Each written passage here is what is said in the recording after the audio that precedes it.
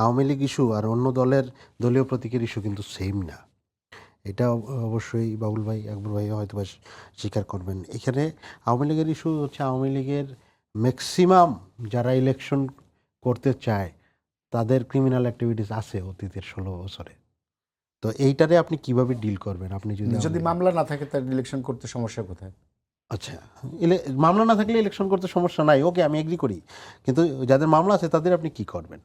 তারা তো অবভিয়াসলি বাদ পড়ে যাবে। আচ্ছা, মামলা থাকলে বাদ পড়বে না, আইনগতভাবে সাজাপ্রাপ্ত হইলে তখন বাদ পড়ে, মামলা থাকলে কিন্তু বাদ পড়ে না। মামলা বাবুল ভাইয়ের ছিল, বাবুল ভাই ইলেকশন করছে, আমাদেরও ছিল, আমরা ইলেকশন করছি। তো সাজাপ্রাপ্ত হইলে বাদ। এখন ইন্টারেস্টিং হচ্ছে এই গণ অভ্যুত্থানের পরে তো এই সাজাগুলো হয় নাই।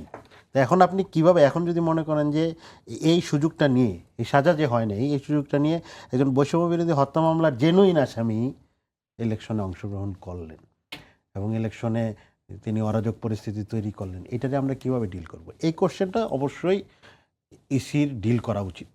আমি বলবো না যে এই স্থানীয় সরকারের যেহেতু অফিসিয়ালি দল নাই, তাহলে তো এখানে দল হিসেবে কাউকে রিজেক্ট করারও ইস্যু নেই, কিন্তু এই ইস্যুটা অবশ্যই ডিল করতে হবে যে এখানে তো জুলাই গণ অভ্যুত্থান একটা ইস্যু, বা গণ অভ্যুত্থান তো একটা ইস্যু, গণ অভ্যুত্থানে ক্রিমিনাল অফেন্স ঘটছে, এটাও একটা ইস্যু।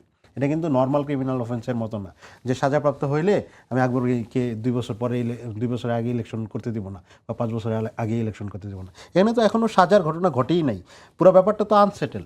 এখানে যদি মনে করেন যে আমি ওই সময় নৌকার চেয়ারম্যান ছিলাম, এখন আমার বৈষম্য বিরোধী হত্যা মামলায় ওপেন ফায়ার করছি, এরকম আছে কিন্তু।